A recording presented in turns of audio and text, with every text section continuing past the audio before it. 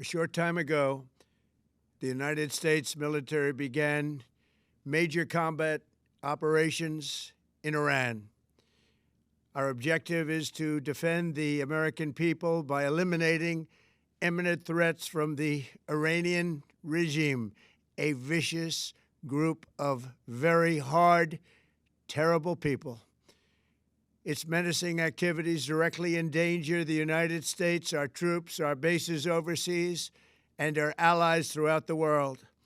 For 47 years, the Iranian regime has chanted death to America and waged an unending campaign of bloodshed and mass murder, targeting the United States, our troops, and the innocent people in many, many countries.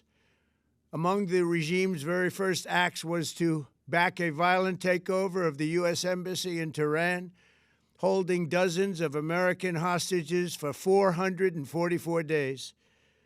In 1983, Iran's proxies carried out the Marine barracks bombing in Beirut that killed 241 American military personnel. In 2000, they knew and were probably involved with the attack on the USS Cole. Many died. Iranian forces killed and maimed hundreds of American service members in Iraq. The regime's proxies have continued to launch countless attacks against American forces stationed in the Middle East in recent years, as well as U.S. naval and commercial vessels in international shipping lanes. It's been mass terror, and we're not going to put up with it any longer. From Lebanon to Yemen and Syria to Iraq, the regime has armed, trained, and funded terrorist militias that have soaked the earth with blood and guts. And it was Iran's proxy, Hamas, that launched the monstrous October 7th attacks on Israel, slaughtering more than 1,000 innocent people, including 46 Americans, while taking 12 of our citizens hostage. It was brutal, something like the world has never seen before. Iran is the world's #1 state sponsor of terror and just recently killed tens of thousands of its own citizens on the street as they protested. It has always been the policy of the United States, in particular, my administration, that this terrorist regime can never have a nuclear weapon. I'll say it again, they can never have a nuclear weapon. That is why in Operation Midnight Hammer last June, we obliterated the regime's nuclear program at Fordow, Natanz, and Isfahan. After that attack, we warned them never to resume their malicious pursuit of nuclear weapons, and we sought repeatedly to make a deal. We tried. They wanted to do it. They didn't want to do it. Again, they wanted to do it. They didn't want to do it. They didn't know what was happening. They just wanted to practice evil. But Iran refused, just as it has for decades and decades.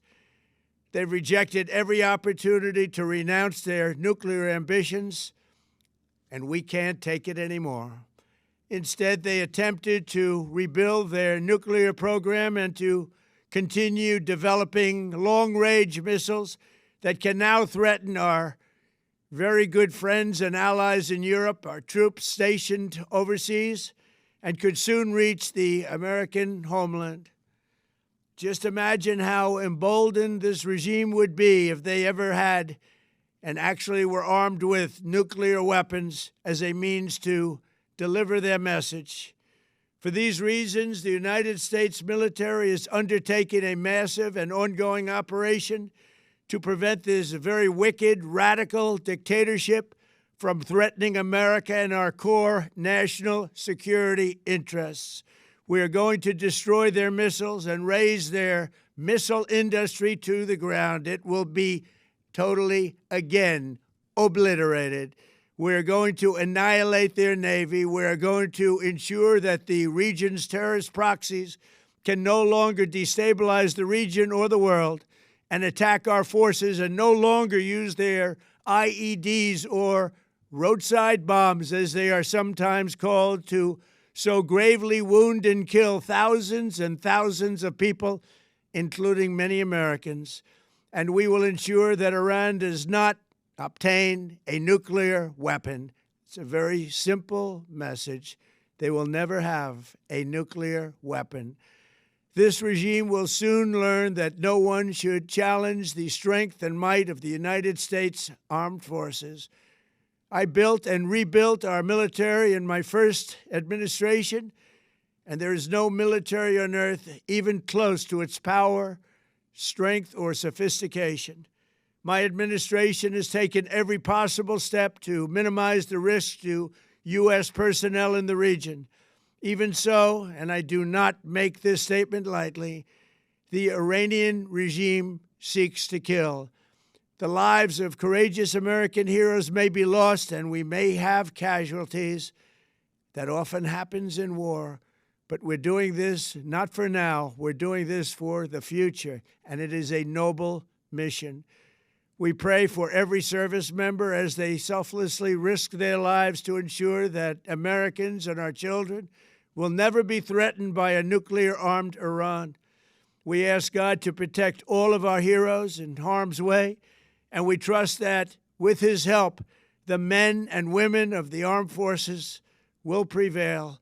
We have the greatest in the world, and they will prevail. To the members of the Islamic Revolutionary Guard, the armed forces, and all of the police, I say tonight that you must lay down your weapons and have complete immunity, or, in the alternative, face certain death.